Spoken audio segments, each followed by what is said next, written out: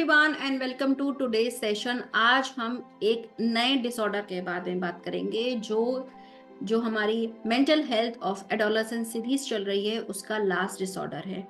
हमने अभी तक बहुत सारे डिसऑर्डर के बारे में बात की है, चाहे वो सेल्फ हार्म हो या फिर ईटिंग डिसऑर्डर हो, ओसीडी हो, बॉडी डिस्मॉर्फिक डिसऑर्डर हो। आज हम एक नए डिसऑर्डर के बारे में बात करेंगे और देखते हैं कि आज हम किस टॉपिक पे बात करेंगे। तो आज का टॉपिक है सुसाइडल थॉट्स। ऐसे थॉट्स जब बच्चे को लगे कि मेरी लाइफ में कुछ नहीं बचा है और वो मरने के बारे में सोचने लगता है। तो आज हम पढ़ेंगे डेफिनेशन के बारे में, रिस्क फैक्टर के बारे में, साइन के बारे में और होम असिस्टेंस के बारे में। तो ये हमारी सीरीज का लास्ट डिसऑर्डर है, नंबर 6। ठीक है, अभी तक अगर आपने पहले के डिसऑर्डर नहीं पढ़े हैं तो आप मेरे इस सीरीज में जाके चेक कर सकते हैं, मेरे यूट्यूब चैनल पे चेक कर सकते हैं कि पहले के डिसऑर्डर्स कौन कौन से हैं। तो चलिए स्टार्ट करते हैं। सुसाइडल थॉट्स एक ऐसा डिसऑर्डर जिसमें बच्चा बहुत ज्यादा नेगेटिव फीलिंग, आप कह सकते हैं बिल्कुल एंड एक तरह से नेगेटिव फीलिंग का जितना एक्सट्रीम हो सकता है वो होता है। और इस टाइम में बच्चे को लगता है कि उसकी लाइफ में कुछ नहीं बचा है, उसकी कोई वैल्यू नहीं है, लोग उससे प्यार नहीं करते, उसकी इम्पोर्टेंट नहीं है, उसकी जरूरत नहीं है इस लाइफ में, किसी और की लाइफ में, इस दुनिया में, और वो खुद को मारना चाहता है। तो ये जो भी आते हैं वो आते हैं सुसाइडल थॉट्स के बारे में। अब इसका रिस्क फैक्ट देखते हैं कि रिस्क फैक्टर क्या है। अगर आपको डेफिनेशन नीचे समझ में आ गई है तो नीचे कमेंट सेक्शन में लिखिए D for definition. Risk factor में क्या क्या है? सबसे पहला आता है कंफ्लिक्ट विद अदर। अगर आप बच्चे का किसी के साथ लड़ाई झगड़ा हो जाता है, कंफ्लिक्ट हो जाता है और वो कंफ्लिक्ट उसके ऊपर इतना ज्यादा हावी हो जाता है तो उसको लगता है कि मेरा अब मर जाना ठीक है, क्योंकि मेरे से ये प्रॉब्लम्स रिजॉल्व नहीं हो रही है, मेरे से ये सिचुएशन जो है वो मैं इस सिचुएशन को ओवरकम नहीं कर सकता, खत्म नहीं कर सकता। ठीक है, उसके बाद जो आता है वो आता है फैमिली कॉन्फ्लिक्ट या पुअर रिलेशनशिप। बच्चे का फैमिली में जो रिलेशनशिप है अपने पेरेंट्स के साथ या अपने सिबलिंग्स के साथ या और भी लोगों के साथ, वो इतना ज्यादा खराब है कि उसको सेफ फील नहीं हो रहा है, उसको कहीं से प्यार नहीं मिल रहा है, एक्नॉलेजमेंट नहीं मिल रहा है। उसको ये लग रहा है कि मेरी अब इस फैमिली में, इस परिवार में कोई जरूरत नहीं है, मेरी अहमियत नहीं है, लोग मुझसे परेशान हो चुके हैं और मुझे अब मर जाना चाहिए। तो इस तरीके के थॉट्स जो होते हैं बच्चे को आते हैं क्योंकि बच्चे के अंदर जो उसकी फैमिली में है उसको प्रॉब्लम फेस कर रहा है या उसके जो रिलेशनशिप्स है वो अच्छे नहीं है। फीलिंग ऑफ वर्दनेस, हेल्पलेस और होपलेस। वही सेम, अगर बच्चे को लग रहा है कि उसकी कोई वैल्यू नहीं है, उसको लग रहा है कि अब उसकी लाइफ में कुछ बचा नहीं है, वो इतना ज्यादा निराश हो चुका है या फिर बिल्कुल उसकी लाइफ अब खत्म है, कोई आशा नहीं है, कोई उसकी लाइफ में कोई गोल नहीं है, कोई एम नहीं है, किस चीज के लिए, किस इंसान के लिए वो अब आगे जिए, तो उसको लगता है कि अब मुझे मर जाना चाहिए। ये एक और आप कह सकते हैं कि रिस्क फैक्टर है। उसके बाद है हिस्ट्री ऑफ, और या तो हिस्ट्री हो सकती है बुलिंग की या फिर वो करंटली फेस कर रहा है बुलिंग। बुलिंग की वजह से बहुत सारे टीनेजर्स सुसाइड करते हैं, उनके दिमाग में ये सुसाइडल थॉट्स आते हैं। और बहुत सारे आपने केसेस के बारे में सुना होगा, क्योंकि बुलिंग इतनी ज्यादा हो जाती है कि बच्चे को लगता है कि मैं किससे हेल्प मांगू, किसके सामने अपनी मैं फीलिंग्स को शेयर करूं कि मुझे कैसा लग रहा है, लोग क्या सोचेंगे मेरे बारे में। इतना ज्यादा स्ट्रेस हो जाता है, इतना ज्यादा डिप्रेशन हो जाता है कि बच्चा खुद को मारने की कोशिश करता है या उसके दिमाग में इस तरीके के थॉट्स आने लगते हैं। बुलिंग के बाद जो आता है वो आता है हिस्ट्री ऑफ सुसाइडल थॉट्स और सेल्फ इंजरी। ऐसे थॉट्स जिससे उसको लगे कि वो अब खुद को मार सकता है, सुसाइड कर सकता है, बार बार इस तरीके के उसके दिमाग में थॉट्स आने लगते हैं, खुद को पहले इंजरी करने के, और फिर पहले तो छोटी इंजरी, फिर उसको लगता है कि नहीं मैं खुद को मार ही लूं। और लास्ट जो आता है वो आता है loss of a close friend या फ्रेंड्स बाय सुसाइड। कोई उसके करीबी दोस्त, कोई एक दोस्त या उसके एक से ज्यादा दोस्त की डेथ हो गई है, किस वजह से उन्होंने सुसाइड कर लिया। तो उस वजह से उसको भी लगता है कि मैं भी सुसाइड कर लूं, क्योंकि मेरे दोस्त ने किया, वो इतनी परेशानी में था, मैं कुछ नहीं कर सका, मैं उसकी हेल्प नहीं कर सका, मैं उसको सपोर्ट नहीं कर सकी, इस वजह से मुझे भी जिंदा नहीं रहना, मुझे भी मर जाना चाहिए। तो ये जो है, ये थे रिस्क फैक्टर्स। अगर आपको रिस्क फैक्टर समझ में आ गए हैं तो नीचे कमेंट सेक्शन में लिखिए RF। उसके बाद जो नेक्स्ट थर्ड पॉइंट आता है वो आता है साइन। साइन कौन कौन से हो सकते हैं? Societal science.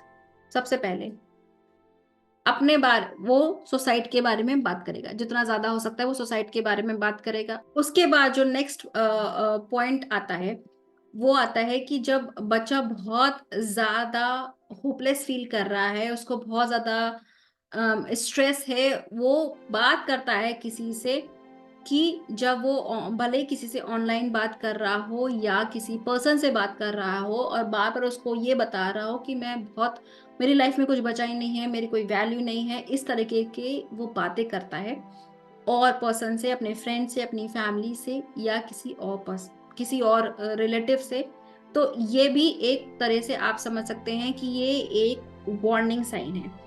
इसके बाद जो नेक्स्ट पॉइंट आता है वो आता है कि बहुत ज्यादा मरने के बारे में बात करता है, ड्राइंग करता है, पोइट्री लिखता है, गाने सुनता है, स्टोरी सुनता है, किससे रिलेटेड, वो मरने से रिलेटेड बहुत सारी इन तरह की चीजों पे बात करता है कि ऐसे गाने सुन रहा है, सैड सॉन्ग सुन रहा है, ऐसी स्टोरी सुन रहा है जिसमें वो सुसाइड कर लेते हैं, इस तरीके की ड्राइंग बना रहा है, किसी में वो जिसमें वो इंसान, वो बच्चा खुद को कट कर रहा है, हैंग कर रहा है, फांसी लगा रहा है, कूद रहा है।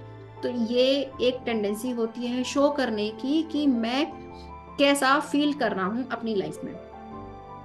उसके बाद जो आता है वो आता है कि किसी को गुड बाय बोलना। अब बच्चा किसी दूसरे पर्सन को इस तरह से गुड बाय बोल रहा है जिससे कि वो, उसको ऐसा लगे कि मैं कभी अब इससे मिलूंगा ही नहीं, या फिर बच्चा अपनी जो चीजें हैं वो बांटना शुरू कर देता है।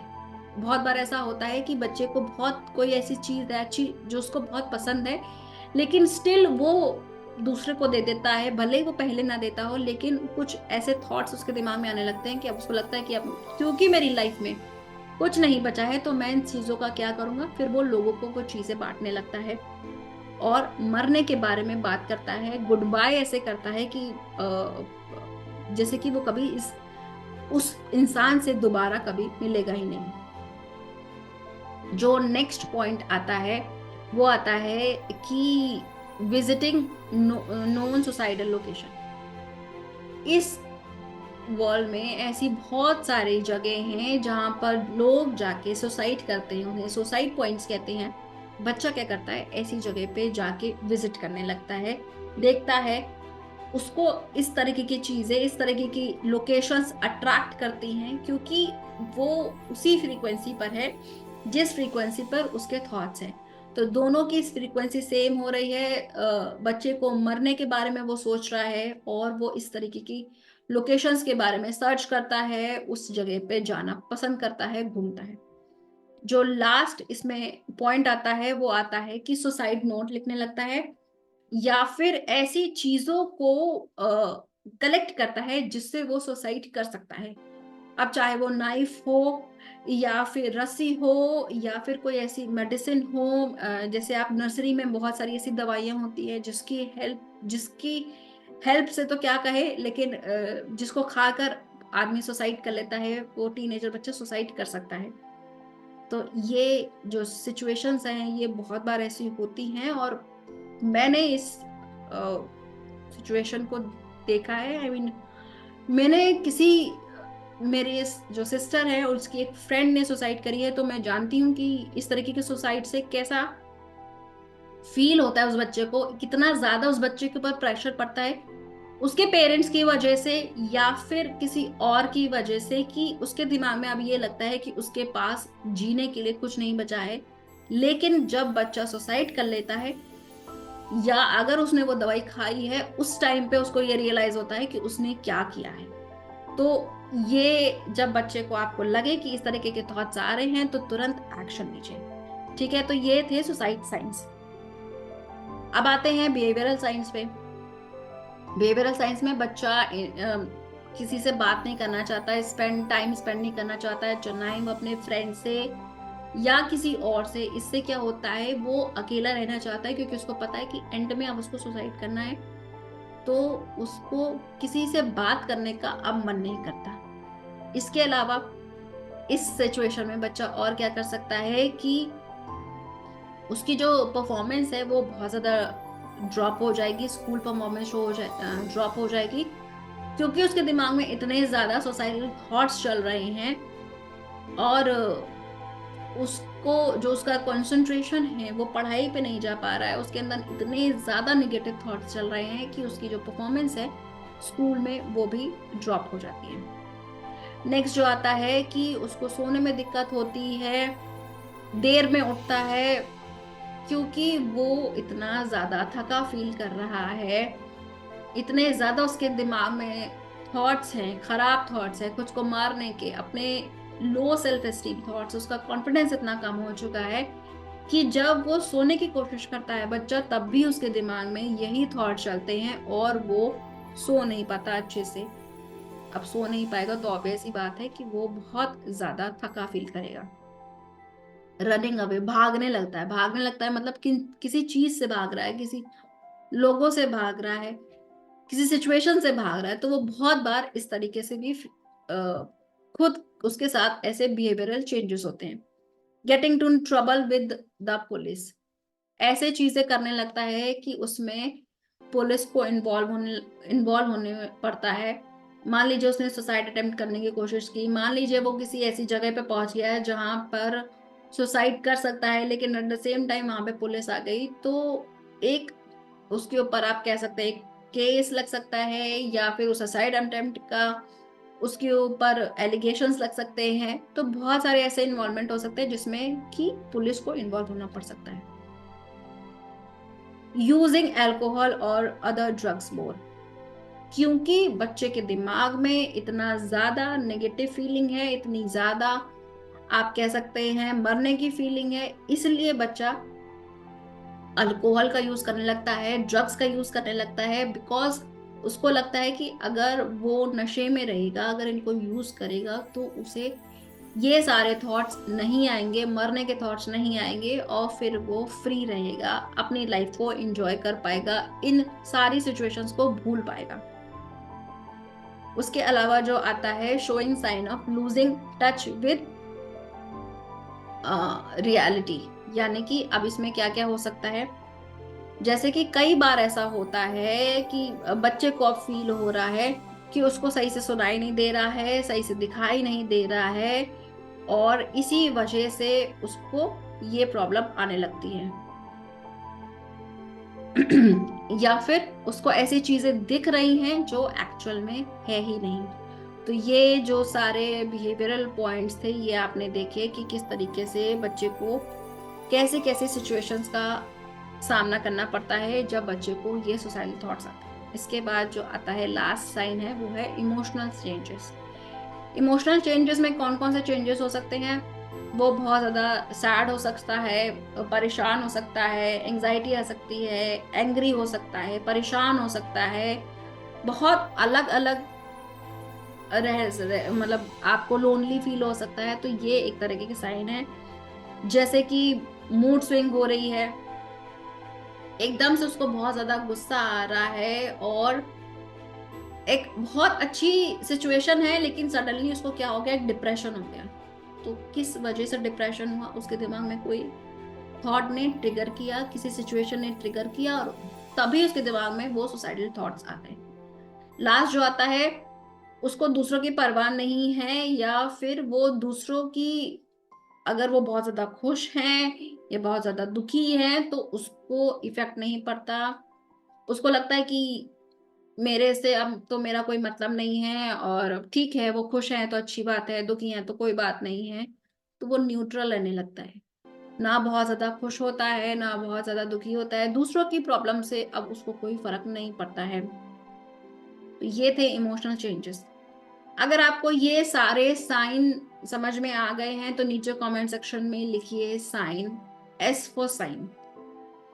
क्योंकि ये साइन बहुत ज़्यादा इम्पोर्टेंट है और आपको बहुत ही ज़्यादा सोचना पड़ता है और ध्यान देना पड़ता है कि अगर आपको लग रहा है कि आपके टीनेजर बच्चे में इस तरीके की कोई भी सिचुएशन, कोई भी साइन दिख रहा है। लास्ट जो आता है वो आता है होम असिस्टेंस, मतलब आप किस तरीके से हेल्प कर सकते हैं, what to do, what not to say, क्या करना है क्या नहीं कहना है। सबसे पहले हमेशा बच्चे के साथ में कोई रहे, उसको कभी भी अकेले नहीं छोड़ना है। नेक्स्ट चीज, उसके साथ में कोई ऐसी चीज ना रहे उसके आसपास जैसे कि ड्रग, कोई ऐसी शार्प चीज, कोई गन, कोई रेजर, कोई मेडिसिन, या कार का एक्सेस की जहाँ पे वो जाके अकेले में खुद को कुछ कर ले, या कार से कहीं चला जाए, खुद का एक्सीडेंट कर ले, कोई भी ऐसी चीज उस जिससे उसको हेल्प मिले सुसाइड करने में। अपने बच्चे को बोलिए कि आप है उसकी बात सुनने के लिए, आप है उसकी सिचुएशंस में उसको हेल्प करने के लिए। अगर उसकी सिचुएशन बहुत ज्यादा क्रिटिकल होगी तो आप उसको प्रोफेशनल के पास भी ले जाएंगे। आप उसके सुसाइडल थॉट्स को सीक्रेट नहीं रखेंगे। बहुत बार ऐसा होता है कि बच्चा कहता है कि मेरे को ऐसे थॉट्स आ रहे हैं, आप किसी को बताना नहीं, लेकिन आपको कहना है कि नहीं, हम बात करेंगे औरों से, हम हेल्प लेंगे औरों से और आपकी जो प्रॉब्लम है वो खत्म हो जाएगी। Ask a child to promise you to tell you. बच्चे को बोलिए कि आपको प्रॉमिस करे कि वो आपको बताए, अपने फ्रेंड को बताए, किसी ट्रस्टेड फ्रेंड को, किसी एडल्ट को, किसी टीचर को, किसी साइकेट्रिस्ट को, किसी साइकोलॉजिस्ट को, किसी को भी किसी हेल्पलाइन में जाके बात करे, बट वो अपने थॉट्स वहां पे शेयर करे। तो ये सारी चीजें थी जो एज अ पेरेंट आपको समझनी है कि आपको अपने बच्चे की हेल्प करने के लिए क्या क्या चीजें करनी है। इसके बाद जो नेक्स्ट पॉइंट आता है वो आता है कि आपको क्या नहीं कहना। सबसे पहली चीज कि ये नहीं कहना है कि तुम्हारे पास तो सब कुछ है जीने के लिए। नहीं, आपके पास भले ही उसके पास सब कुछ है, बट क्या चीज उसको ट्रिगर कर रही है आपको ये पता करना है। थिंग्स कुड हैव वर्स्ट, ये सच है कि उसके जाने के बाद या उसकी ऐसी सिचुएशन करने के बाद सिचुएशन और खराब हो सकती है, बट आप उसकी स्थिति में जाके सोचिए कि अभी उसके लिए सिचुएशन बिल्कुल एक्सट्रीमली खराब है। There are people worse off than you, obvious ही बात है, हर किसी के साथ होता है कि आपसे बेहतर सिचुएशन में भी कोई है, आपसे वर्स सिचुएशन में भी कोई है, बट आपको ये बोलना नहीं है। इससे क्या होगा, आप उसको और प्रेशराइज कर रहे हैं मरने के लिए कि देखा मेरे से वो सिचुएशन में भी लोग हैं लेकिन मैं तो अभी कुछ भी नहीं कर पा रहा हूँ। वो आप ये कह के उसको हेल्प नहीं करेंगे। we'll we all feel some down sometimes, क्योंकि हर बार ये जरूरी नहीं है कि बच्चे के साथ में अगर कोई ऐसी सिचुएशन आ रही है और वो ऐसे चीजें उसको ट्रिगर कर रही हैं तो वो कभी कभार हो, शुरुआत में कभी कभार होता है, लेकिन बाद में वो एक लॉन्ग ड्यूरेशन के लिए हो जाता है। तो अगर आप उसको बोलते हैं कि कभी कभार ऐसे हो जाता है, ठीक है, आप बोल रहे हैं कि ठीक है कभी कभार ऐसा हो गया, but at the same time आप उसकी फीलिंग को समझिए, उसको उससे पूछिए कि वो कैसा फील कर रहा है, क्यों ऐसा फील कर रहा है, क्या वजह है, क्या उस फीलिंग को दूर करने के लिए क्या आप कर सकते हैं, क्या और ऑप्शंस हैं। You will feel better after good night sleep, सोने के बाद सब ठीक हो जाएगा, ऐसा कभी नहीं होता। ये चीजें तब सही होती हैं जब आपके दिमाग में कोई ऐसा स्ट्रेस हो और आपको लग रहा है कि कोई सॉल्यूशन मिल सकता है। मरने का सॉल्यूशन आपको अगर आपके थॉट्स आपके चल रहे हैं कि मैं मर जाऊं और आप कहें बच्चे की नहीं तुम सो जाओ और सब सही हो जाएगा, तो हो सकता है बच्चा सोचे कि मैं हमेशा के लिए क्यों ना सो जाऊं, मैं सब सही हो जाएगा। ये नहीं कहना है। What I can do to make you feel better, मैं तुम्हारे लिए क्या ऐसा कर सकता हूँ कि तुम्हें अच्छा लगे। नहीं, आप कुछ नहीं कर सकते।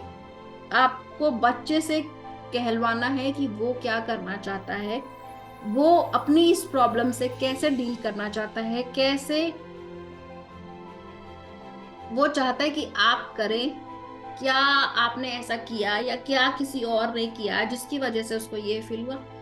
पहले उन सारे नेगेटिव पॉइंट्स, उन सारे ट्रिगर पॉइंट्स को समझना है। और बहुत बार ऐसा होता है, ये सिचुएशन जब सुसाइडल थॉट्स की आती है तो पेरेंट्स उसको नहीं समझ सकते या समझ भी सकते हैं, तो पेरेंट्स कई बार उसको डील नहीं कर पाते, सही सेंटेंसेस उसको नहीं मिलते हैं, तो इस टाइम पे आप प्रोफेशनल की हेल्प लें। तो आज का जो ये टॉपिक था वो बहुत ज्यादा इमोशनल टॉपिक था, बहुत ज्यादा क्रूशियल था, क्योंकि जो टीनेजर बच्चा है, आप ये समझिए, जो टीनेजर बच्चा है, जो बच्चा है कि 10 से 18 की एज की उम्र में है, वो कितना ज्यादा स्ट्रेस में होगा अगर उसके दिमाग में ये सारे थॉट्स चल रहे हैं।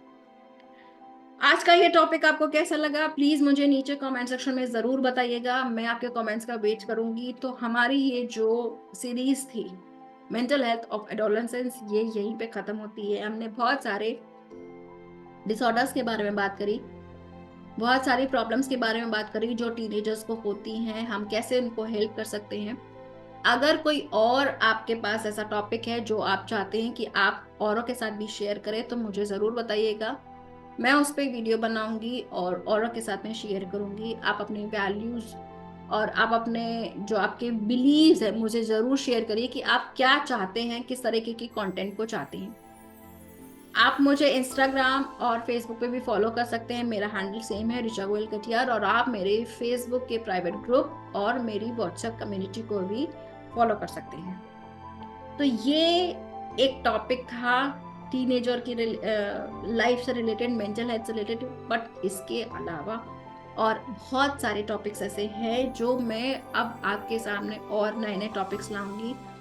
तो मुझे फेसबुक यूट्यूब पे फॉलो करना मत भूलिएगा, कमेंट्स ज़रूर करिएगा। मिलते हैं एक नए टॉपिक के साथ, तब तक के लिए take care, bye bye and happy parenting and have a safe life.